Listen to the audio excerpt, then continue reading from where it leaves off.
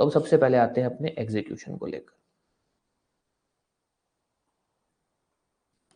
Execution में हमको जो बातें पढ़नी है वो ध्यान दे देना। सबसे पहला, जो एग्जीक्यूशन होगा वो किसकी एप्लीकेशन पे होगा, एप्लीकेशन कौन डाल सकता है, बहुत इंपॉर्टेंट है, प्री में आया हुआ है ये। उसके बाद एग्जीक्यूशन मतलब यहां पर किसके ऑर्डर की एप्लीकेशन एग्जीक्यूशन की बात कर रहा है,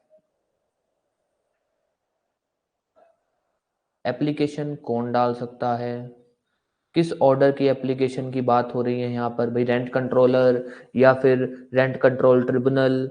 उसके बाद अपने आते हैं कि भाई यहाँ पर जो एग्जीक्यूशन का जो मोड है, एग्जीक्यूशन का जो मोड है मतलब ये एग्जीक्यूशन जो ऑर्डर एग्जीक्यूट है वो कितने टाइम में हो सकता है, एग्जीक्यूशन का तरीका क्या होगा, चाहे तो वे बोल दो चाहे तो मैनर बोल दो, और उसके बाद एग्जीक्यूशन कितने टाइम में खत्म करनी, मतलब पीरियड कितने टाइम में खत्म करना है। ये कुछ एक छोटी मोटी बातें हैं। और अपने से ऐसे ही क्वेश्चन पूछेगा कि भाई एग्जीक्यूशन का सेक्शन नंबर क्या है, जो एग्जीक्यूशन हो सकता है वो किसकी एप्लीकेशन पे होगा, यहाँ पर सेक्शन 11 में किसके ऑर्डर की एग्जीक्यूशन की बात हो रही है, एग्जीक्यूशन के मोड्स क्या क्या हैं, एग्जीक्यूशन किस मैनर में होता है, एग्जीक्यूशन का टाइम कितने, एग्जीक्यूशन कितने टाइम में होना चाहिए। तो जो ज्यादातर पूछे जाने वाले क्वेश्चन है 1 2, ये ज्यादातर पूछे जाने वाले क्वेश्चन है। मोड्स इजी है क्योंकि अपने इसको जब पढ़ेंगे तो सिंपल है, उसके अंदर कुछ ज्यादा नहीं है। सीधा आ जाते हैं एप्लीकेशन पे। अगर बात की जाए एप्लीकेशन की तो ध्यान रखना, नॉर्मली हम लोग जब लॉ पढ़ते हैं तो अपने क्या बोलते हैं कि भाई एग्जीक्यूशन की एप्लीकेशन कौन डालता है। भाई मान लो ए वर्सेस बी का केस है, कोर्ट ने ए के फेवर में ऑर्डर कर दिया, तो इस ऑर्डर को एग्जीक्यूट कौन करवाएगा, इस ऑर्डर को एग्जीक्यूट कौन करवाएगा, ए। जनरली हम लोग ऐसे ही बोलते हैं कि यार ए और बी के बीच में अगर केस है और अगर कोई भी ऑर्डर या कोई भी फैसला ए के फेवर में है तो उसको एग्जीक्यूट भी ए ही करवाता है, वो पर्सन जिसके फेवर में ऑर्डर होता है। पर नहीं, रेंट कंट्रोल जैसे एक्ट के अंदर ऑर्डर जरूरी नहीं है एक ही पार्टी के फेवर में हो, ऑर्डर जरूरी नहीं है एक ही पार्टी के फेवर में हो। For example A versus B, landlord और टेनेंट के बीच में केस है। ए कह रहा है कि सर मुझे मेरा पोजेशन वापस दिलाओ, मुझे मेरी प्रॉपर्टी का कब्जा दिलाओ। बी कह रहा है सर मैंने इसको पूरा 1 साल का किराया दिया हुआ है, मैंने इसको 1 साल का पूरा किराया दिया हुआ है। तो कानून बोलेगा, अगर कानून को लगता है कि भैया ए प्रॉपर्टी के कब्जे को एंटाइटल्ड है, वापस लेने को एंटाइटल्ड है, तो कोर्ट ऑर्डर कर देगा कि ए तुम प्रॉपर्टी वापस ले लो, पर तुम बी को जो उसने 1 साल का किराया दिया है, मान लो उसने 2 महीने रुका है, तो उसको 10 महीने का किराया वापस दोगे। तो रेंट कंट्रोल एक्ट के अंदर क्या होता है, यहाँ पर ज्यादातर ऑर्डर ऐसे होते हैं जो दोनों पार्टी के फेवर में होते हैं, ज्यादातर ऐसा होता है कि भाई ऐसा होता है कि वो कहता है कि सर मैंने किराया दिया हुआ है, या फिर सर मैंने प्रॉपर्टी को मेंटेन करने पे खर्चा किया हुआ है, तो वो मेरे को पैसा कौन दिलवाएगा। तो ज्यादातर ऐसा होता है कि ऑर्डर दोनों के फेवर में होता है। इसीलिए यहाँ पर इन्होंने जो बात लिखी है कि भाई जो एग्जीक्यूशन के लिए एप्लीकेशन डालेगा ना, कोई भी डाल सकता है, एनी पार्टी। कौन, एनी पार्टी। यहाँ कोई मतलब नहीं है वो पार्टी जिसके फेवर में ऑर्डर हो या वो पार्टी जिसके खिलाफ, नहीं, कोई भी पार्टी और एप्लीकेशन डाल सकती है फॉर एग्जीक्यूशन। विच मीन्स अगर मान लो ए और बी के केस वर्सेस बी केस होता है, ए के फेवर में ऑर्डर होता है, तो यहां पर एप्लीकेशन ए भी डाल सकता है, बी भी डाल सकता है। इस बात को लेकर कोई भी डाउट?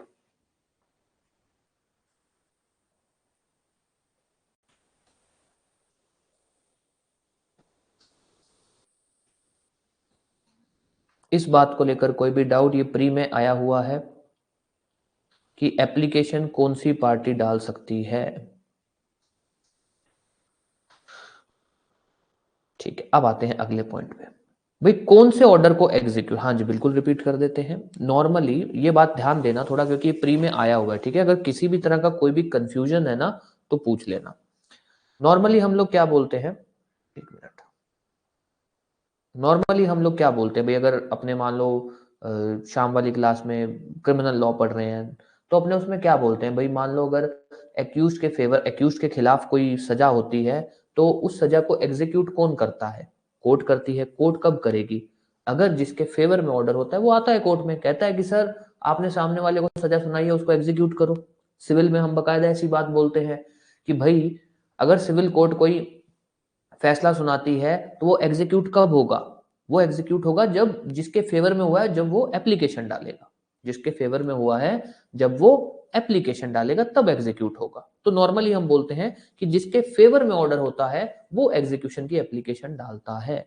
पर यहां पर चाहे रेंट कंट्रोल एक्ट छत्तीसगढ़ का है, चाहे राजस्थान का है, चाहे एमपी का है, तीनों में यही बातें हैं। तो सिंपल सा ध्यान रख लेना कि रेंट कंट्रोल एक्ट के अंदर ये प्रावधान नहीं लगता है। रेंट कंट्रोल एक्ट में सिंपल सा है कि भाई एग्जीक्यूशन किसकी एप्लीकेशन पे होगा? कोई भी पार्टी, कोई भी। यहाँ कोई रूल नहीं है जिसकी फेवर में ऑर्डर हो वही एप्लीकेशन, नहीं। कोई भी दो लोगों के बीच में केस है, A versus B, rent controller ने ए के फेवर में ऑर्डर पास कर दिया तो एप्लीकेशन एग्जीक्यूशन के लिए ए भी डाल सकता है और बी भी डाल सकता है। ठीक है, वेरी गुड मॉर्निंग नीतू जी। ये बात क्लियर हुई?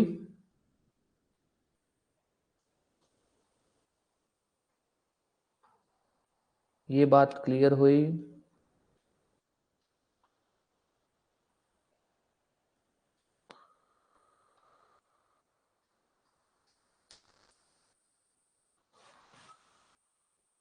ठीक है, अब ध्यान देना।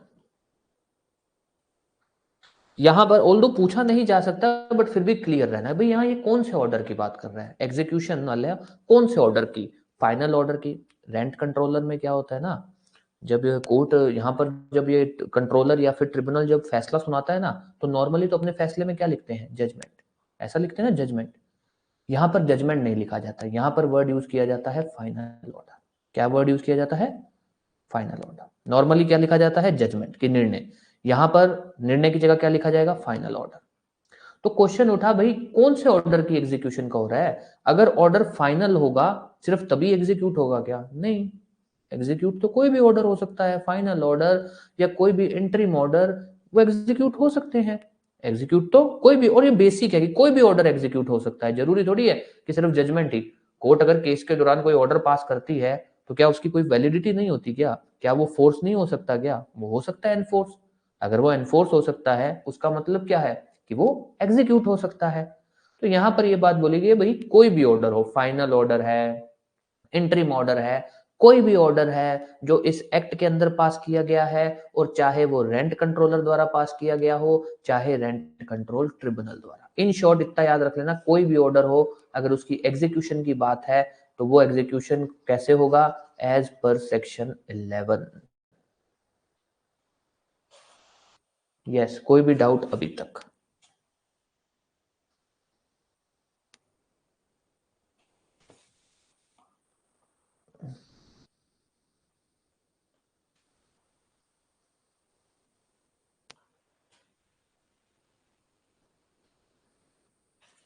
अब आ जाओ दूसरा पॉइंट, ये इंपॉर्टेंट है। ठीक है, पहला तो ये क्वेश्चन इंपॉर्टेंट है, दूसरा ये।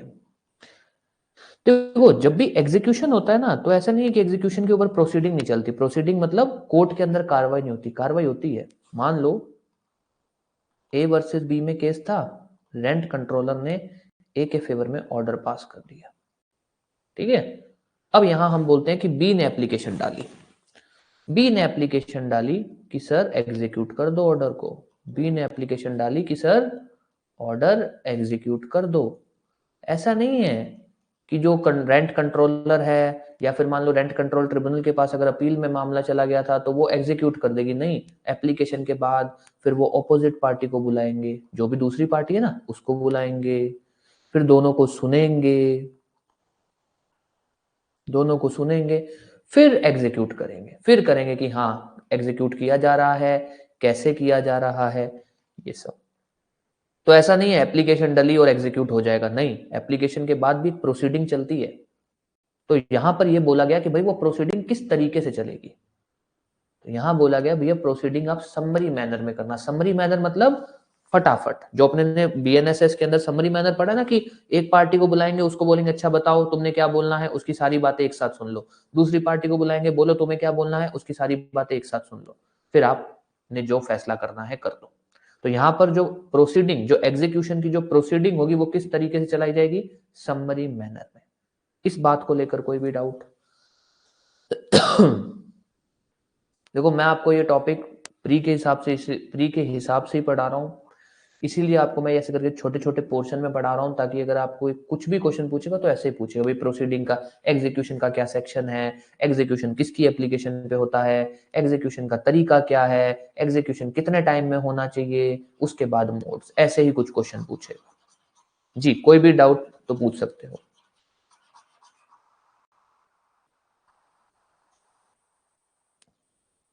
दोबारा बता देता हूं, अपने ने प्रोसीडिंग सुना था, अपने ने प्रोसीडिंग पढ़ा था, प्रोसीडिंग याद है? बीएनएसएस के अंदर हमने, बीएनएसएस क्रिमिनल लॉ के अंदर अपने ने एक तरीका पढ़ा था कि भाई कोर्ट के अंदर जो कार्रवाई हो सकती है वो 2-3 तरीकों से हो सकती है, मतलब कार्रवाई मतलब ट्रायल जो हो सकते हैं वो 2-3 तरीकों से हो सकते हैं, सेशन ट्रायल, वारंट ट्रायल, सम्मन ट्रायल, समरी ट्रायल, ऐसा हमने पढ़ा था। तो ट्रायल एक तरह का है क्या? जो वो ट्रायल है वो है क्या? वो प्रोसीडिंग ही तो है। ट्रायल क्या बताता है कि भाई वो जो कार्रवाई होगी ना कोर्ट में वो कैसे होगी, प्रोसीडिंग जो होगी वो कैसे होगी। तो उन्होंने 2-3 तरीके बताए, सेशन ट्रायल का तरीका बताया, सेशन और वारंट वाला लगभग सेम ही है, सम्मन में उन्होंने बताया कि भाई इस तरीके से कर सकते हो, फिर उन्होंने एक समरी मैनर बताया। ऑल्दो समरी और सम्मन सेम होते हैं। फाइनली बात उठी कि भाई 2-3 तरीके होते हैं, एक होता है कि जिसमें आप स्टेप बाय स्टेप एक एक चीज फॉलो करोगे, पहले पार्टीज को बुलाओगे, उनकी उनसे मोटा मोटी बातें सुनोगे, फिर उसके बाद आप बोलोगे कि अच्छा ठीक है ट्रायल चालू किया जाए, फिर उसके बाद आप एक पार्टी को बुलाओगे, उससे एविडेंस लोगे, फिर दूसरी पार्टी को बुलाओगे, उसको बोलोगे कि भैया तुमने इनको क्रॉस एग्जामिन करना है तो कर लो, फिर उसके बाद दूसरी पार्टी को बोलोगे अच्छा तुम अब एविडेंस ले आओ, ऐसा करके लंबा प्रोसीजर है, दैट इज वारंट ट्रायल, वो है वारंट ट्रायल। उसके अलावा दूसरा प्रोसीजर क्या है? Summary trial. समरी ट्रायल मतलब proceeding in summary manner, summary मतलब सम जल्दी। कैसे होता है? उसमें एक पार्टी को बुलाया जाता है, उसको बोला जाता है सारी बातें बता दो, फिर दूसरी पार्टी को बुलाया जाता है, उसको बोला जाता है जो बातें हैं सब बता दो, एंड देन ऑर्डर हो जाता है। तो यहाँ पर क्या है, चीजें बहुत ही एक समक चीज, मतलब एक बहुत ही मोटा मोटी तौर पर चलती हैं। तो जो भी प्रोसीडिंग, जो भी कार्रवाई या जो भी ट्रायल मोटा मोटी तौर पर चलती है, जिसके अंदर ऐसा नहीं है कि एक एक स्टेप को बिल्कुल इन डेप्थ लिया जा रहा है, इन डिटेल लिया जा रहा है, ऐसा नहीं है, हम उस तरीके को क्या बोलते हैं? Summary manner. वहीं वो बोलता वारंट ट्रायल या वारंट मैनर, तो हम क्या बोलते कि भैया एक एक चीज पे ढंग से बात चलेगी, एक पार्टी आएगी अपनी बात बोलेगी, फिर सामने वाले को बुलाया जाएगा, उसको क्रॉस एग्जामिन, पूरी एक एक कहानी। समरी में क्या होता है? फटाफट सब कुछ फटाफट होता है, एक बार बुलाया जाता है, आपको जितनी बातें बोलनी है सारी बोल दो। तो हम बोलते हैं कि भाई जो प्रोसीडिंग के जो मैनर होते हैं वो 2-3 तरीके के होते हैं, वारंट, सम्मन, समरी। रेंट कंट्रोल ट्रिब्यूनल है या रेंट कंट्रोलर जब ऑर्डर को एग्जीक्यूट करेगा तो उस समय अगर वो प्रोसीडिंग करता है तो वो किस तरीके से करेगा? समरी तरीके से, समरी मैनर मतलब फटाफट। तो उसका नाम क्या दिया गया? जो तरीका है जिसके अंदर बोला गया कि भैया आप फटाफट करोगे, कोई बहुत ज्यादा इन डिटेल नहीं जाओगे, तो उसका नाम क्या दिया गया है? Summary manner.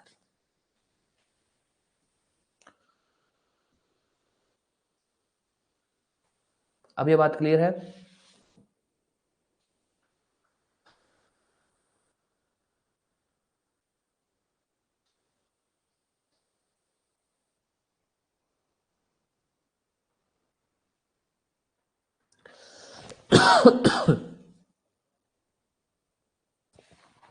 अब आ जाओ जो क्वेश्चन आपसे पूछा जा सकता है कि भाई ठीक है, प्रोसीडिंग तो होगी समरी मैनर में, मान गए आपकी बात, प्रोसीडिंग खत्म कितने टाइम में होनी चाहिए? प्रोसीडिंग जो है, सॉरी, कितने पीरियड में खत्म होनी चाहिए, कितने पीरियड में एंड होनी चाहिए जो प्रोसीडिंग है? तो ध्यान रखना, प्रोसीडिंग खत्म होनी चाहिए 45 days from date of appearance. किसका अपीयरेंस? ऑपोजिट पार्टी की अपीयरेंस से। कितने दिनों में खत्म होनी चाहिए? 45 डेज। एक मिनट, सही कर लो, 45 days from date of service of notice on opposite party, on opposite party, which means कि भाई मान लो ए और बी के बीच में केस है, ए के फेवर में ऑर्डर हो गया, बी ने एप्लीकेशन डाल दी एग्जीक्यूशन के लिए, बी ने एप्लीकेशन डाल दी एग्जीक्यूशन के लिए। अब क्या होता है, जो जो भी मान लो रेंट कंट्रोलर है तो rent controller, rent control tribunal है तो रेंट कंट्रोल ट्रिब्यूनल, ये इसको सम्मन इश्यू करेगा। क्या बोलेगा? इसको एक तरह से सम्मन बोल दो, नोटिस बोल दो, इश्यू करेगा कि भैया इतनी तारीख को आ जाना, एग्जीक्यूशन की एप्लीकेशन डली है, तुमको कुछ बोलना है तो बता जाना। इसको नोटिस इश्यू करेगा। जिस दिन इसको नोटिस सर्व हो गया उस दिन से 45 डेज, ऐसे नहीं है एप्लीकेशन से 45 डेज ना, जिस दिन इसको एप्लीकेशन के बाद मान लो एप्लीकेशन बी ने डाली है,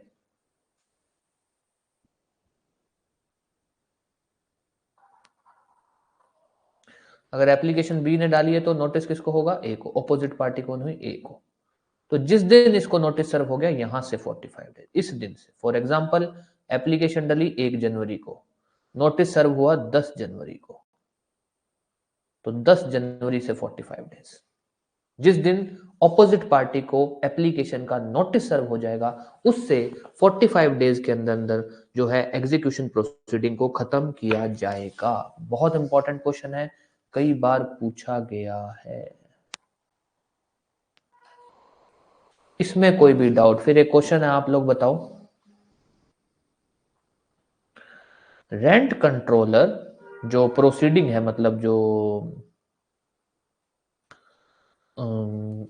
डिस्प्यूट प्रोसीडिंग, जो डिस्प्यूट को लेकर जो प्रोसीडिंग है उसको कितने टाइम में खत्म करेगा? कितने पीरियड में खत्म करना है उसको, या डिस्पोज ऑफ करना है? रेंट कंट्रोलर जो है वो प्रोसीडिंग, जो डिस्प्यूट से रिलेटेड उसके पास मामला आता है, वो उसको कितने टाइम में खत्म करेगा?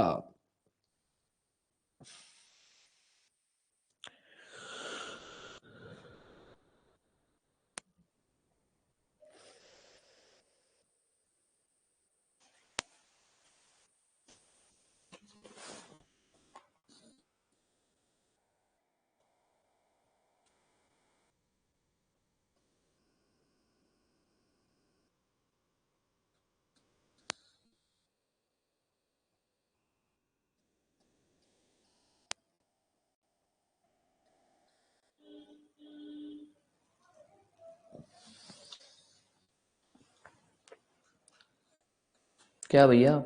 प्रोसीडिंग, डिस्प्यूट की प्रोसीडिंग, एग्जीक्यूशन की नहीं। जो एप्लीकेशन आ रही है ना, अगर मान लो एप्लीकेशन आ रही है फॉर डिस्प्यूट, उसको कितने टाइम में खत्म करेगा?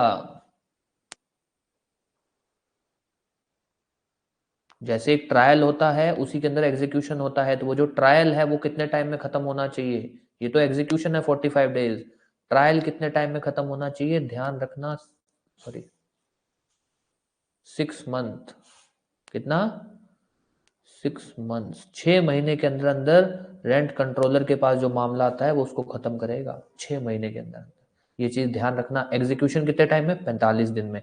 जो प्रोसीड, जो डिस्प्यूट है या जो एप्लीकेशन आ रही है डिस्प्यूट को लेकर, वो कितने टाइम में? 6 महीने में। तो एग्जीक्यूशन होता है 45 दिन के अंदर अंदर, और जो प्रोसीडिंग है वो कितने, मतलब जो फैसला है, मतलब कि एप्लीकेशन से लेकर फाइनल ऑर्डर तक का जो मामला है वो कितने टाइम में खत्म करना है? 6 मंथ, 6 मंथ्स। ध्यान रखना, बहुत इंपॉर्टेंट क्वेश्चन है। कोई भी डाउट इस बात को लेकर?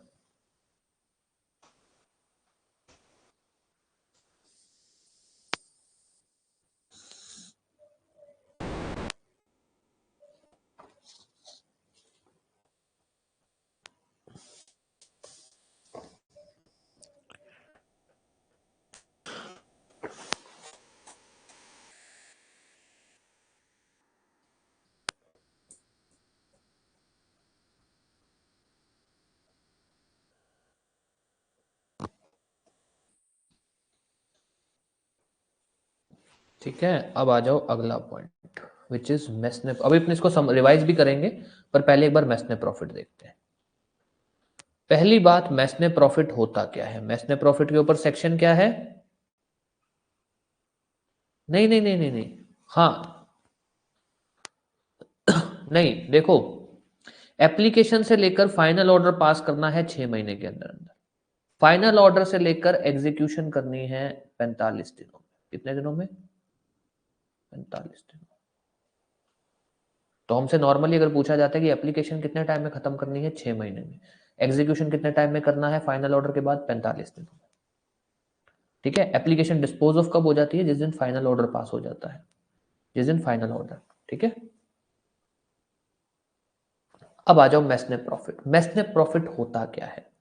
मैस्नेप प्रॉफिट के बारे में सबसे पहले तो सेक्शन नंबर ध्यान रख लेना भैया, सेक्शन 11(3) बहुत इंपॉर्टेंट है, ये सेक्शन नंबर पूछेगा वो अलग से कि मैस्नेप प्रॉफिट का, अरे यार सॉरी, एग्जीक्यूशन का मोड रह गया, मैस्नेप प्रॉफिट पर आगे एग्जीक्यूशन का मोड, कि एग्जीक्यूशन कैसे हो सकता है। अपने ने क्या क्या पॉइंट पढ़ लिए हैं। एग्जीक्यूशन का सेक्शन क्या है, सेक्शन 11, सीधा रखना, उसमें सब सेक्शन मत पढ़ना, सिर्फ मैस्नेप प्रॉफिट का सब सेक्शन ध्यान रखना।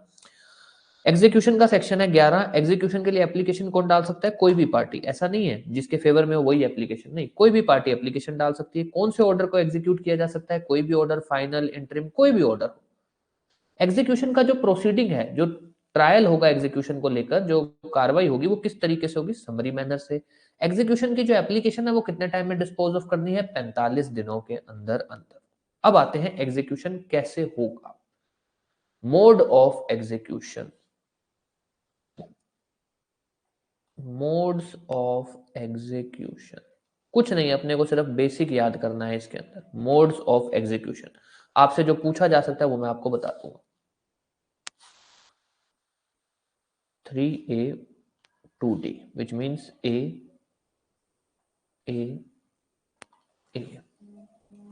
D D।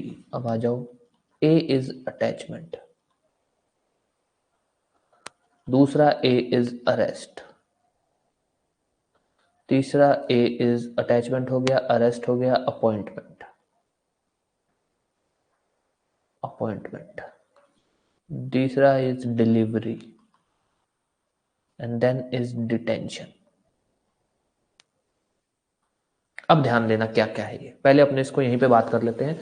सबसे पहला मोड क्या है कि भाई मान लो कोर्ट ने, एक एग्जांपल ले रहे हैं, जो कोर्ट क्या, रेंट कंट्रोलर ने ऑर्डर किया कि भाई टेनेंट को कहा, फॉर एग्जांपल ले रहे हैं, टेनेंट को कहा कि तुम लैंडलॉर्ड को 1,000 रुपए दोगे। क्या बोला कि भाई तुम टेनेंट को टेनेंट को कहा तुम लैंडलॉर्ड को 1,000 रुपए दोगे। अब होता यहां है, मान लो ए वर्सेस बी का मामला है, ये है टेनेंट।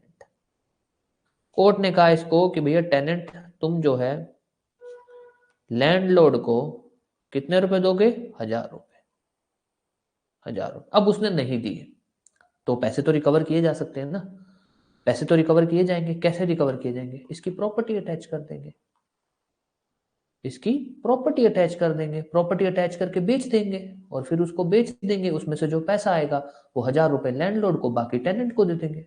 पहला तरीका। तो एक मोड क्या बनता है, अटैचमेंट का, कि भाई मान लो अगर कोई ऐसी सिचुएशन है जहां पर एक पार्टी ने दूसरी पार्टी को कोई पैसे देने और वो पैसे नहीं दे रहा, या फिर कोर्ट ने कोई फाइन लगाया और वो फाइन नहीं पे कर रहा, कुछ भी ऐसा है, पैसे नहीं दे रहा, फाइन नहीं लगाया, तो कंट्रोलर या फिर रेंट कंट्रोल ट्रिब्यूनल कैसे ऑर्डर को एग्जीक्यूट करवा सकता है, attachment and sale of property. Property कौन सी, दोनों, ये क्वेश्चन आ सकता है। प्रॉपर्टी कौन सी, कोई भी, आइदर मूवेबल चाहे इमूवेबल।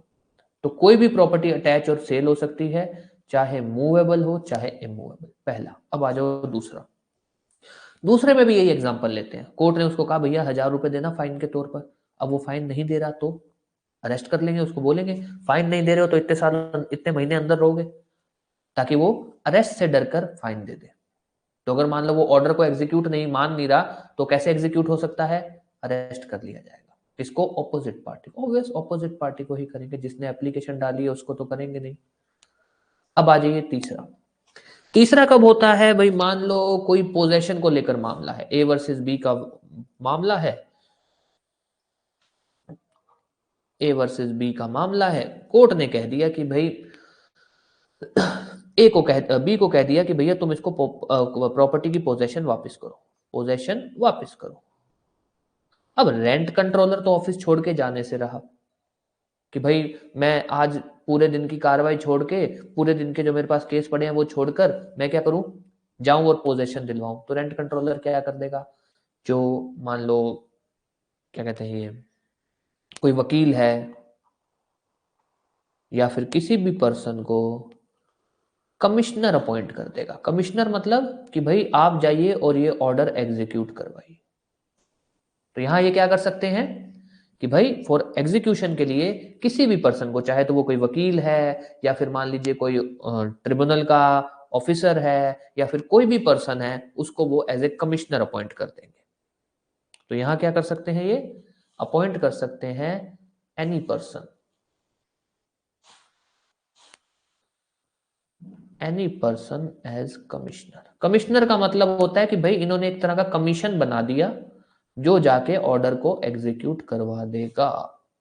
तीसरा डिलीवरी। डिलीवरी क्या है, यही पोजेशन वाला केस ले लो। बी को बोला कि पोजेशन वापस करो, बी पोजेशन वापस नहीं कर रहा, कोर्ट ऑर्डर कर देगा, पुलिस वालों को बोलेगा एक काम करो, बी को निकालो और ए को प्रॉपर्टी दो। क्या बोलेगा, बी को निकालो और ए को प्रॉपर्टी दो। पुलिस वालों को बोलेगा बी को प्रॉपर्टी से निकाल दो और ए को। तो यहां क्या हुआ, डिलीवरी ऑफ प्रॉपर्टी, प्रॉपर्टी को डिलीवर करवा दिया। और डिटेंशन तो हम पहले ही पढ़ चुके हैं अरेस्ट वाले में। ये कुछ एक मोड है, अटैचमेंट, अरेस्ट, अपॉइंटमेंट, डिलीवरी और detention.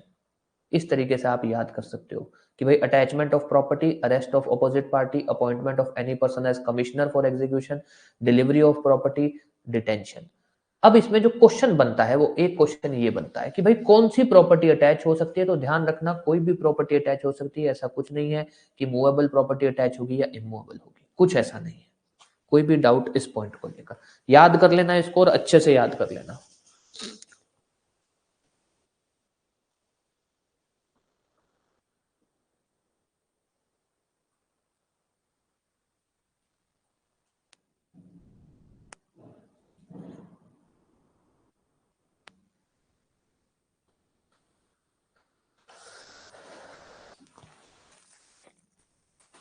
Mode of execution.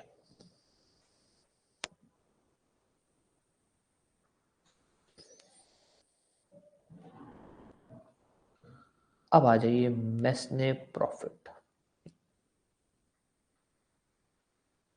Section 11 ही सबसे बड़ा सेक्शन है, ये मान के चलना। या तो वो रेंट कंट्रोल ट्रिब्यूनल वाला सेक्शन काफी बड़ा है जहां से क्वेश्चन आएगा और या फिर है सेक्शन 11।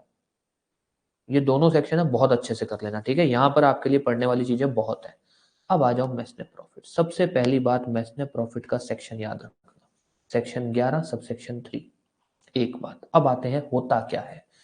मैस्ने प्रॉफिट का मतलब होता है, हम बोलते हैं कि अगर किसी पर्सन ने कोई प्रॉफिट रिसीव किया है जब वो किसी प्रॉपर्टी की रॉन्गफुल पोजेशन में था। क्या था, रॉन्गफुल पोजेशन में। अब ऐसा कब होता है, भाई मान लो आपने अपनी जमीन मेरे को किराए पर दी, आपने मेरे को जमीन दी। फॉर एग्जांपल दिशा ने मुझे अपनी जमीन जो है रेंट पर दी 1 साल के लिए, फॉर 1 ईयर। अब होता क्या है भाई, 1 साल के लिए जमीन दी है, मैं उस जमीन पे मान लो रह रहा हूँ, फॉर एग्जाम्पल रह रहा हूँ या रिसाइड कर रहा हूँ तो भी ले लो। मैं वहां पर कोई बिजनेस कर रहा हूँ, कोई शॉप खोल रखी है, या फिर वो खेती के लिए जमीन है तो मैं वहां पर फार्मिंग कर रहा हूँ। अब मान लो 1 साल मतलब था 1 जनवरी 2025 को ये साल खत्म होना था, खत्म हो जाना था। 1 जनवरी 2025 खत्म हो गया, मैं फिर भी प्रॉपर्टी पर हूँ, मैं फिर भी प्रॉपर्टी के कब्जे में हूं। देखा जाए तो ये रॉन्गफुल पोजेशन है, देखा जाए तो ये रॉन्गफुल पोजेशन है। अब यहां क्या है कि जब से मैं रॉन्गफुल पोजेशन पे हूं, मतलब कि मैं 1 जनवरी से रॉन्गफुल पोजेशन पे हूं, उसके बाद मैंने जो भी प्रॉफिट या जो भी रेवेन्यू रिसीव किया या जो भी मेरा पैसा बचा, फॉर एग्जाम्पल अगर मैं 1 जनवरी से किराया देता तो कितना किराया देता, अगर मैं 1 जनवरी से किस चीज को लेकर, सेम प्रोसीजर किस चीज को लेकर, अगर मैं बिजनेस को लेकर बिजनेस कर रहा होता 1 जनवरी से तो वहां पे मैंने कितना प्रॉफिट कमा लिया। मैं खेती कर रहा हूं तो 1 जनवरी से जब मैंने खेती की तब मैंने कितना प्रॉफिट। इन शॉर्ट, अगर कोई पर्सन किसी प्रॉपर्टी की रॉन्गफुल पोजेशन में, कि उसका पोजेशन को वो एंटाइटल नहीं है, और उस पोजेशन में होते हुए अगर उसने कोई पैसा बचाया है, कोई पैसा कमाया है, कोई प्रॉफिट रिसीव किया है, उसको हम बोलते हैं कि भैया ये है मैस्ने प्रॉफिट। इसको हम बोलते हैं मैस्ने प्रॉफिट। ये मैस्ने प्रॉफिट लैंडलॉर्ड टेनेंट वाले केस में कैसे लगता है, अब अपने आएंगे उस पर। ये कहानी समझ आई कि नहीं, ये लैंडलॉर्ड टेनेंट वाले केस में कैसे लगता है, अब आएंगे अपने उस पे।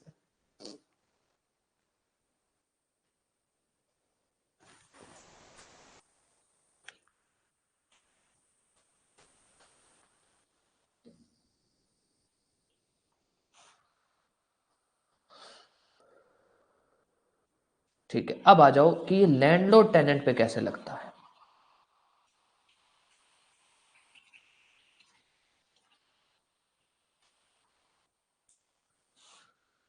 एक पार्टी है ए, एक पार्टी है बी, ये है लैंडलॉर्ड, ये है टेनेंट। प्रॉपर्टी दी थी जी किराए पे, जो खत्म होना था, मतलब जिसका जो कहते हैं रेंट वाला जो रेंट जो है वो एक्सपायर होना था कब, 1 जनवरी 2025 को, 2025 को। उसके बाद इसको बी को घर खाली करना, टेनेंट को घर खाली करना, इसने खाली नहीं किया, ये 1 जनवरी से पोजेशन में है, खाली नहीं किया घर, घर खाली नहीं किया। अब ये रॉन्गफुल पोजेशन में है 1 जनवरी से, ये रॉन्गफुल पोजेशन में है 1 जनवरी से, एक चीज। अब यहां से 1 जनवरी से इसने जो भी अपना पैसा बचाया, पैसा कैसे बचाया, किराया ना देकर, 1 जनवरी से जो भी इसने अपना रेंट बचाया वो होगा मैस्ने प्रॉफिट, वो होगा मैस्ने प्रॉफिट। पर ध्यान देना, हम लोग एक सिंपल ले रहे हैं कि भैया 1 जनवरी से रॉन्गफुल पोजेशन, पर रॉन्गफुल पोजेशन कब से होता है, वो होता है, ध्यान देना, लॉ के स्टूडेंट हो, रॉन्गफुल पोजेशन कब माना जाएगा, जब कोर्ट या जब रेंट कंट्रोल ट्रिब्यूनल या जब रेंट कंट्रोलर ये ऑर्डर कर देगा, जिस दिन वो ये ऑर्डर कर देगा ना कि भैया तुम गलत पोजीशन पे बैठे हो, उस दिन से माना जाएगा। जिस दिन वो ऑर्डर होता है ना, उस दिन से रॉन्गफुल पोजीशन कैलकुलेट होती है। क्यों, क्योंकि क्या पता वो 1 जनवरी से उसका कोई किराया बनता हो, क्या पता वो जिस पोजीशन में बैठा है उस पर उसकी कोई ना कोई राइट हो, और जब डिस्प्यूट हो तब वहां पर रेंट कंट्रोलर या रेंट कंट्रोल ट्रिब्यूनल बोल दे कि हाँ सर सही बात है, ये जो टेनेंट किराए पे, ये जो टेनेंट बैठा है 1 जनवरी के बाद, ये सही बैठा है, गलत नहीं बैठा है, क्या पता ऐसा हो जाए। तो इसीलिए कल को कोई कंट्रोवर्सी ना उठे, किसी चीज का कोई डिस्प्यूट ना उठे, इसीलिए इन्होंने सिंपल कर दिया कि भैया रॉन्गफुल पोजेशन कब से मानी जाएगी, जिस दिन कोर्ट या फिर जिस दिन रेंट कंट्रोलर या जिस दिन रेंट कंट्रोल ट्रिब्यूनल ऑर्डर कर देगा कि हाँ भैया टेनेंट तुम गलत बैठे हो प्रॉपर्टी पर, तुम प्रॉपर्टी खाली करो, जिस दिन वो ये ऑर्डर कर देगा उस दिन से रॉन्गफुल पोजेशन मानी जाएगी और उस दिन से मैस्ने प्रॉफिट कैलकुलेट किया जाएगा। कोई भी डाउट इस बात को लेकर?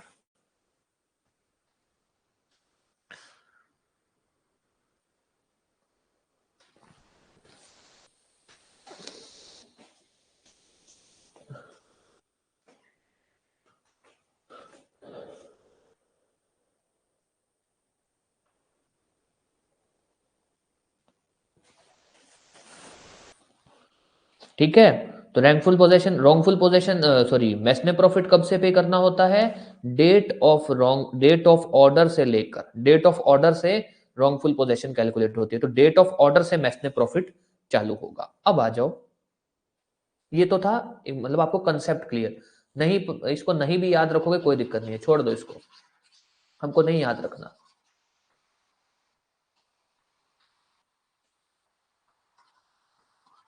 अब आ जाओ मैस्ने प्रॉफिट, ये भाई साहब जो टेनेंट है ना, इनको मैस्ने प्रॉफिट कब पे करना होता है, या बोल दें इसके ग्राउंड क्या है, इसका ग्राउंड क्या है पहला, ठीक है, पहला इसका ग्राउंड क्या है, एक तो ये। उसके बाद दूसरी बात जो वेरी इंपॉर्टेंट, मैस्ने प्रॉफिट कितना पे करना होता है जो पूछा जाता है। दूसरा, सॉरी तीसरा, क्या अगर अपील होती है अगेंस्ट ऑर्डर तो मैस्ने प्रॉफिट पे करना होगा या नहीं। फॉर एग्जाम्पल, भाई मान लो रेंट कंट्रोलर ने तो टेनेंट को कह दिया कि भैया तुम रॉन्गफुल पोजेशन में हो, खाली करो, तुम रॉन्गफुल पोजेशन में हो, खाली करो। ये टेनेंट अपील में चला गया किसको? रेंट कंट्रोल ट्रिब्यूनल को। अब बताइए भाई, रेंट कंट्रोलर ने तो कह दिया तुम रॉन्गफुल पोजेशन में हो, अब बताइए यहाँ पे इसको मैसने प्रॉफिट पे करना पड़ेगा या नहीं, क्योंकि टेनेंट तो अपील में चला गया, क्या पता ये ऑर्डर कल को रिवर्स हो जाए। तो ये बहुत इंपॉर्टेंट है, इस पे भी ध्यान देंगे अपने, ठीक है। तो अपने आते हैं पहले टॉपिक पे। सबसे पहले आ जाओ, रेंट मैसने प्रॉफिट पे का कब बना होता है। सबसे पहला और इकलौता ग्राउंड है कि अगर जो टेनेंट है ना वो प्रीमाइसेस को या फिर एकोमोडेशन बोलते हैं, अगर वो एकोमोडेशन को वैकेट नहीं करता for 3 months from date of order, जिस दिन ऑर्डर पास किया था ना कि भैया तुम खाली करो, उस दिन से 3 महीने तक अगर उसने खाली नहीं किया, 3 महीने तक अगर उसने खाली नहीं किया, तो फिर उसके बाद उसको मैसने प्रॉफिट पे करना होगा।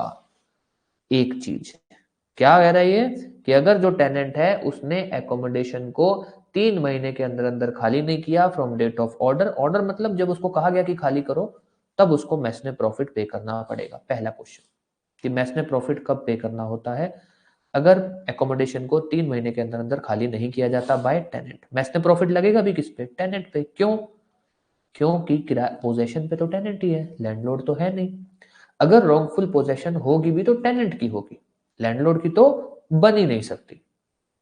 किसी भी कंडीशन में पोजेशन में टेनेंट ही होता है, तो रॉन्गफुल पोजेशन होगी भी तो टेनेंट की होगी। एक। अब आ जाओ दूसरा, अगर मान लो टेनेंट ने 3 महीने के अंदर अंदर एकोमोडेशन खाली नहीं किया जब उसको कहा गया था, उसके बाद से 3 महीने में खाली नहीं किया, तो उसको मैसने प्रॉफिट पे करना पड़ेगा। अब ध्यान रखना, कितना तो ठीक है, कब से पे करना होगा ये ध्यान देना पहले। मतलब कैलकुलेट किस डेट से होगा? कैलकुलेट होगा फ्रॉम डेट ऑफ ऑर्डर से। फ्रॉम डेट ऑफ ऑर्डर से कैलकुलेट होगा कि इतनी तारीख को तुमको कहा गया था खाली करने को, इस तारीख से लेकर जो भी तारीख होगी जिस दिन उससे खाली करवा लिया जाएगा उस तारीख तक। अभी अपने इस पे जो भी एग्जांपल लेंगे तो अपने क्लियर हो जाएगा। तो टेनेंट अगर 3 महीने में खाली नहीं करता, मैसने प्रॉफिट पे करना होगा कब से? जिस दिन उसको ऑर्डर दिया गया था, जिस दिन उसको कहा गया था कि खाली कर दो। अब आता है कितना, क्या रेट पे। तो ध्यान रखना, 2 टाइम्स ऑफ रेंट या फिर है 3 टाइम्स ऑफ रेंट। अगर जो प्रेमाइसिस है वो दी हुई थी रेजिडेंशियल पर्पस, रहने के लिए, तो है 2 टाइम्स। अगर प्रेमाइसिस दी गई थी कमर्शियल पर्पस, या फिर जो सर्टिफिकेट था उसमें कहा गया था इमीडिएटली खाली करो, इमीडिएटली, इमीडिएटली रिकवरी का ऑर्डर था कि भाई तुरंत खाली करोगे, और उसने नहीं खाली किया, तो उस केस के अंदर 3 टाइम्स ऑफ रेंट। अब ध्यान देना, यहां से कुछ एक ना क्वेश्चन बनेंगे जो इंटरनली बन सकते हैं। सबसे पहले मैसने प्रॉफिट पे आ जाओ। मैसने प्रॉफिट क्या है? वो प्रॉफिट जो पर्सन इन रॉन्गफुल पोजेशन लेता है।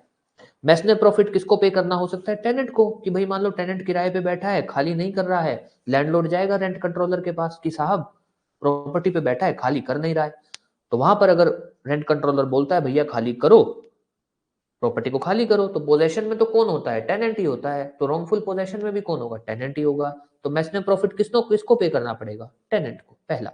दूसरा, टेनेंट को मैसने प्रॉफिट कब पे करना होता है? जिस दिन रेंट कंट्रोलर या फिर रेंट कंट्रोल ट्रिब्यूनल ने उसको कहा कि भैया प्रॉपर्टी खाली करो, और उसके अगर वो 3 महीने तक खाली नहीं करता है, जो भी उसको ऑर्डर पास हुआ था ना, उससे अगर वो 3 महीने के अंदर अंदर अगर प्रीमाइसेस को खाली नहीं करता है, तो उसको मैसने प्रॉफिट पे करना होगा। मैसने प्रॉफिट कैलकुलेट कब से किया जाएगा? जिस दिन ऑर्डर हुआ था।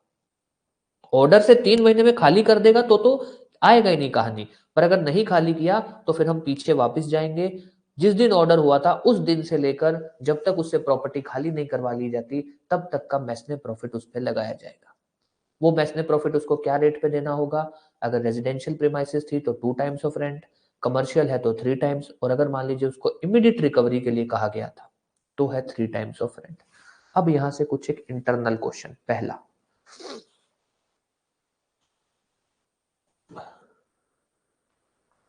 कितने काइंड्स ऑफ सर्टिफिकेट इशू हो सकते हैं? Kinds of certificate. सर्टिफिकेट मतलब भाई मान लो अगर खाली करने को कहा जाता है तो क्या होगा? पहला, certificate for recovery of possession, certificate for recovery of possession. दूसरा, certificate for immediate recovery of possession, तुरंत खाली करिए, immediate recovery of possession, immediate recovery of possession. ये दो तरह के सर्टिफिकेट। कैसे पता लगा हमको? हमने यहां पढ़ा कि भैया अगर तो इमीडिएट रिकवरी का ऑर्डर है तब 3 टाइम है, और अगर नॉर्मल ऑर्डर है तो 2 टाइम है, विच मींस दो तरह के ऑर्डर होंगे। एक होगा रिकवरी की पोजेशन खाली करो, दूसरा क्या होगा? इमीडिएटली खाली करो। एक तो होगा खाली करो, दूसरा होगा इमीडिएटली। तो दो तरह के सर्टिफिकेट, एक आ जाओ दूसरा। सर्टिफिकेट, सर्टिफिकेट मतलब एक तरह का ऑर्डर जो होता है, जो ऑर्डर है ना उसको नाम दिया गया as per law certificate. Certificate execute कब होगा? या बोल दीजिए कि सर्टिफिकेट कब तक एग्जीक्यूट नहीं होगा, या एग्जीक्यूट कब होगा? After 3 months, after 3 months. ये हमने कैसे बोला? सॉरी, ये हमने, अरे यार,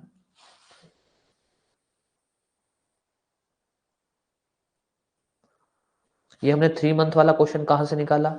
ये यहां से, कि भैया 3 महीने तक तो वो रह सकता है, 3 महीने के अंदर अंदर उसको खाली करना है। 3 महीने तक खाली नहीं किया तब देखेंगे, 3 महीने तक तो वो रह सकता है, उसके बाद उसी के अंदर अंदर खाली करना है। मैक्सिमम 3 महीने तक रह सकता है। तो सर्टिफिकेट एग्जीक्यूट कब होगा? 3 महीने के बाद। ये दोनों क्वेश्चन को लेकर कोई भी डाउट? ये दो क्वेश्चन है जो हो सकता है अपने से पूछ लिए जाए।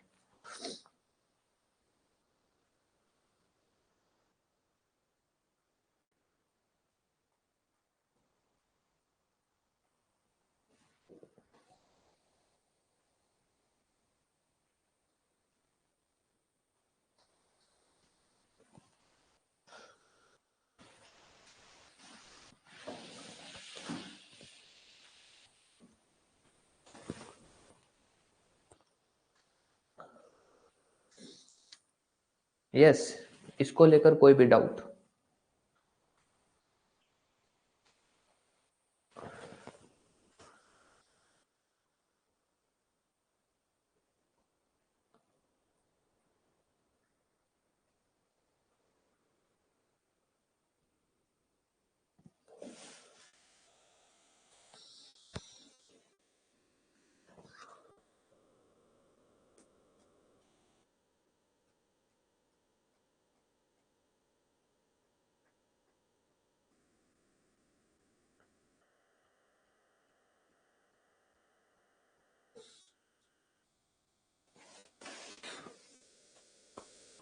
यस, कोई भी डाउट किसी भी तरह का? मैसने प्रॉफिट को लेकर, मैसने प्रॉफिट भी अपने रिवाइज करेंगे अभी। एक बार एक छोटा सा और पॉइंट कर लें कि मैसने प्रॉफिट के खिलाफ अपील हो सकती है नहीं। हाँ, भी कर देता हूँ। इस पे एक एग्जांपल कर लेते हैं अपने। ये लो, एग्जांपल कुछ इस तरह से है, landlord versus tenant, which means यहां है ए, ये है बी। केस किस चीज का है? प्रॉपर्टी की पोजेशन का। रिकवरी ऑफ पोजेशन को लेकर मामला है। ए कह रहा है सर मेरे को मेरी प्रॉपर्टी दिलवाओ इससे, बी कह रहा है सर मैं प्रॉपर्टी की पोजेशन के एंटाइटल हूं, मैंने किराया पे किया हुआ है। ये मामला चल रहा है रेंट कंट्रोलर में। रेंट कंट्रोलर ने ऑर्डर कर दिया 1 जनवरी को कि भैया प्रॉपर्टी खाली करो, मतलब ऑर्डर कर दिया, या बोल रहे हैं इसका जो लीगल नाम है सर्टिफिकेट इश्यू कर दिया for recovery of possession, for recovery of possession. इनमें से कुछ भी बोल दो चाहे। अब आ जाइए आगे की बात। 1 जनवरी को इश्यू किया तो मतलब इसको 1 जनवरी से 1 फरवरी, 1 फरवरी से 1 मार्च, 1 अप्रैल तक खाली करना था। इसने 1 अप्रैल तक खाली नहीं किया, 1 अप्रैल तक खाली नहीं किया। भाई 1 अप्रैल तक खाली करना है ना, 3 महीने तक तो रह सकता है, 3 महीने में खाली करना है। 1 अप्रैल तक इसने खाली नहीं किया। अब वो बंदा फिर चला जाता है रेंट कंट्रोलर के पास, साहब आपने ऑर्डर दिया था उसको एग्जीक्यूट करवाओ। फिर इससे खाली करवाया जाता है। खाली कब करवाया जाता है जी? खाली करवाते करवाते इससे 1 मई को खाली करवाया जाता है। अब आ जाइए आगे की कहानी। मैसने प्रॉफिट लगेगा, बिल्कुल लगेगा। क्यों? इसने ऑर्डर होने के 3 महीने तक खाली नहीं किया। मैसने प्रॉफिट लगेगा, लगेगा। अब आ जाइए मैसने प्रॉफिट लगेगा कब से? लगेगा मैसने प्रॉफिट ऑर्डर की तारीख से। इसको टाइम दिया जाता है कि ऑर्डर होने के 3 महीने में खाली करो, 1 अप्रैल तक खाली कर दो। पर अगर उसने 1 अप्रैल तक खाली नहीं किया, फिर हम पीछे जाएंगे। हम बोलेंगे ऑर्डर कब हुआ था? 1 जनवरी को। 1 जनवरी से लेकर यहां पर क्या होगा? 1 जनवरी से लेकर जब तक खाली करवा लिया, मतलब 1 जनवरी से लेकर 1 मई तक इसको मैसने प्रॉफिट पे करना होगा। और कितना पे करना होगा? यहां पर सर्टिफिकेट किस चीज का है? Recovery of possession. अगर इमीडिएट रिकवरी होता तो 3 times, 2 times of rent, 2 times of rent. अब 2 टाइम कितना बनेगा? मान लो कितने हो गए? जनवरी फरवरी मार्च, फरवरी सॉरी जनवरी फरवरी मार्च अप्रैल, 4 महीना। तो 4 महीने का जो भी किराया था उसका 2 टाइम्स कर दिया जाएगा, वो इसको पे करना होगा। वो टेनेंट पे करेगा to landlord. This is called mesne profit. तो मैसने प्रॉफिट कंप्यूट कब से होता है? डेट ऑफ ऑर्डर से। लगता कब है? अगर ऑर्डर होने के 3 महीने तक टेनेंट अगर प्रॉपर्टी को, मतलब एकोमोडेशन को अगर खाली ना करे।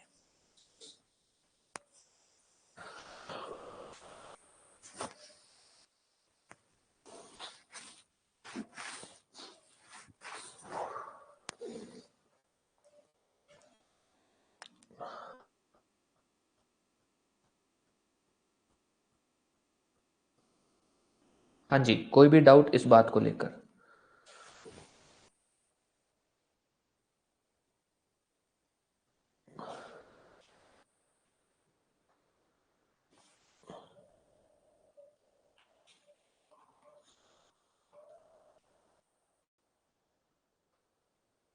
आप लोग को टॉपिक समझ तो आ रहा है ना? क्योंकि टॉपिक इजी है। अगर फिर भी कोई डाउट है तो प्लीज बता देना। अब आ जाइए, क्या मैसने प्रॉफिट के खिलाफ अपील हो सकती है? क्या मैसने प्रॉफिट के खिलाफ अपील हो सकती है क्या? यस, हो सकती है, कोई दिक्कत नहीं है। क्यों? क्योंकि अपना जो सेक्शन 11 है उसमें बात बोली गई है कि अगर मैसने प्रॉफिट के खिलाफ अपील हो रही है तब मैसने प्रॉफिट पे करना होगा या नहीं, विच मीन्स मैसने प्रॉफिट के खिलाफ अपील तो हो सकती है। पे करना होगा नहीं करना होगा वो आगे देखेंगे। मैसने प्रॉफिट के खिलाफ अपील हो सकती है। अब आती है आगे की बात। चाहे मैसने प्रॉफिट के खिलाफ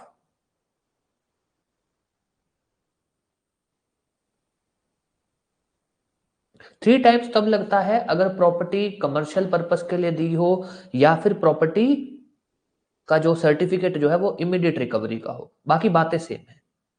मैसने प्रॉफिट के खिलाफ या फिर बोल दो जो भी फाइनल ऑर्डर हुआ है उसके खिलाफ चाहे अपील हो रखी है, चाहे अपील हो रखी है, फिर भी टेनेंट को मैसने प्रॉफिट पे करना होगा। टेनेंट को पे करना होगा मैसने प्रॉफिट, वो बच नहीं सकता। आप ये नहीं कह सकते कि भैया मैंने ऑर्डर के खिलाफ अपील कर रखी है, मैंने मैसने प्रॉफिट के खिलाफ अपील कर रखी है, मैं नहीं पे करूंगा। सॉरी, आपको पे करना होगा, कोई उसमें वो नहीं है, एक्सेप्ट अपवाद।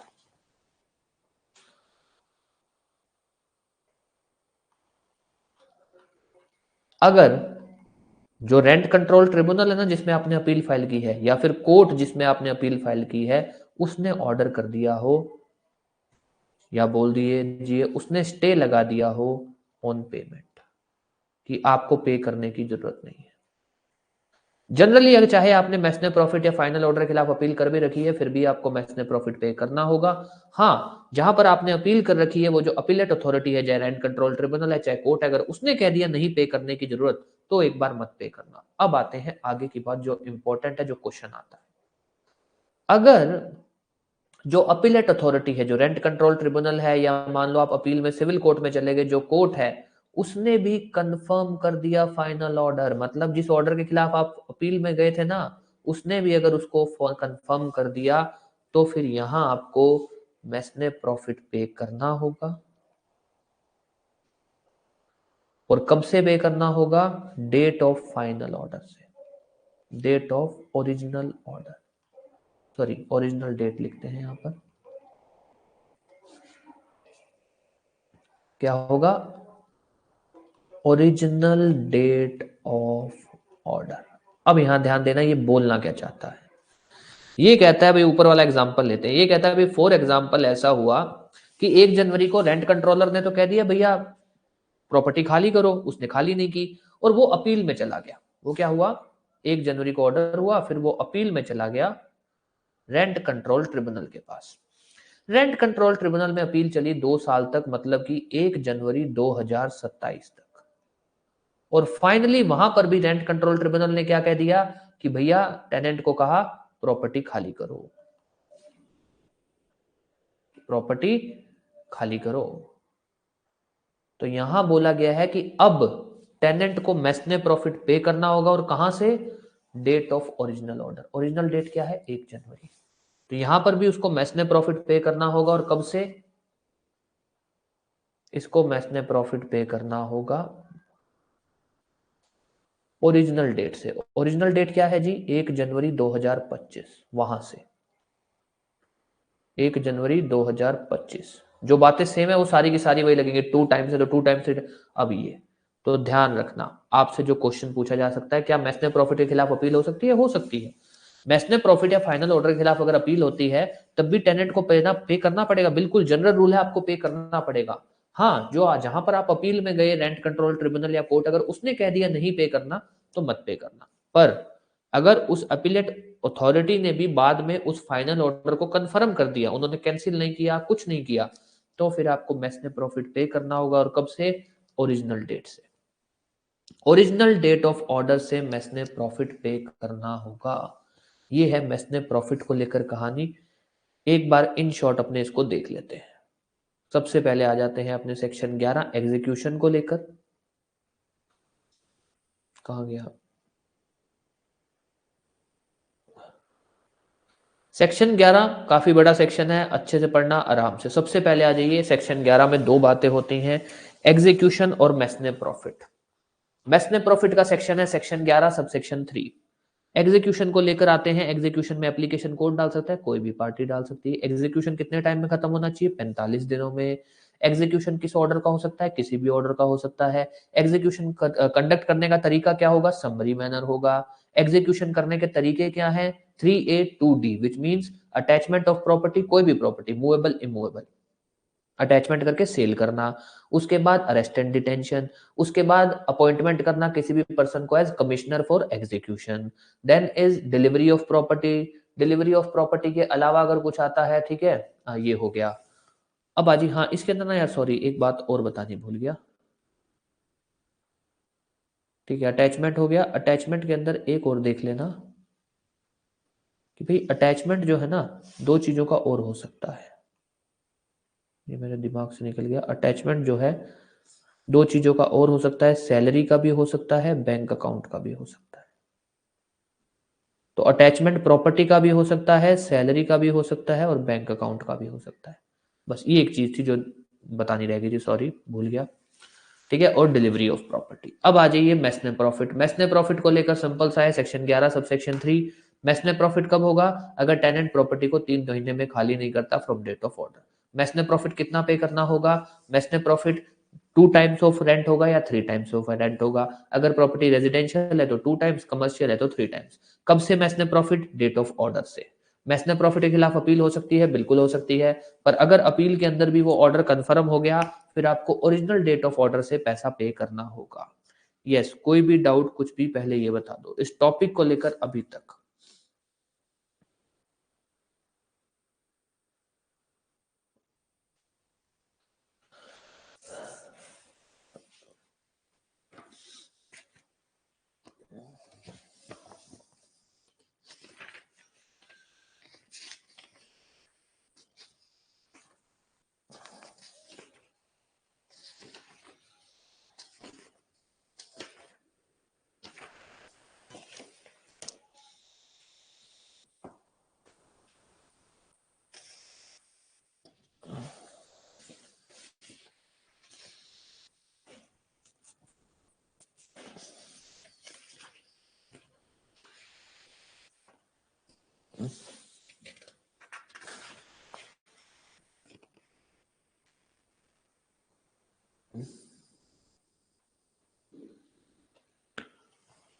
अपील ऑर्डर तक नहीं, final date order, final date आने के बाद आपको, अगर आपने 3 महीने में खोला, आपने 3 महीने में प्रॉपर्टी खाली नहीं की, आपको मैस ने प्रॉफिट पे करना होगा। मैस ने प्रॉफिट कब तक देना होगा वो डिपेंड होता है भाई उससे प्रॉपर्टी कब खाली करवाई।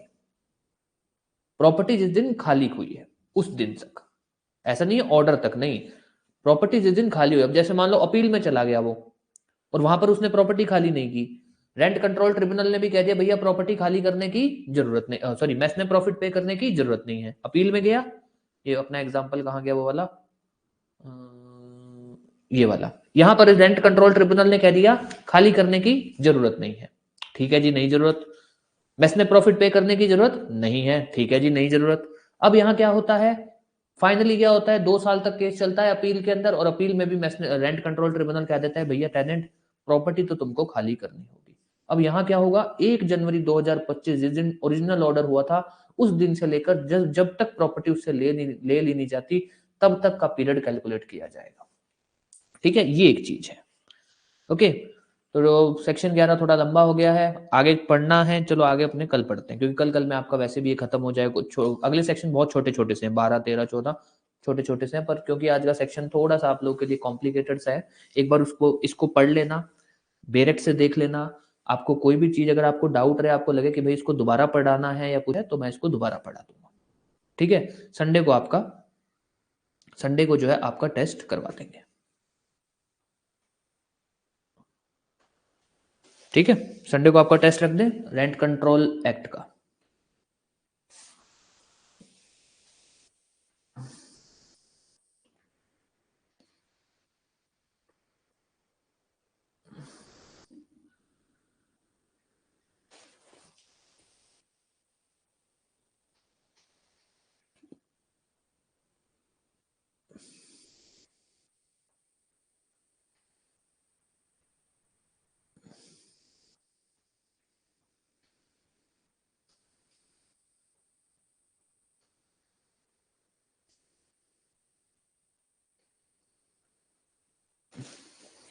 ठीक है,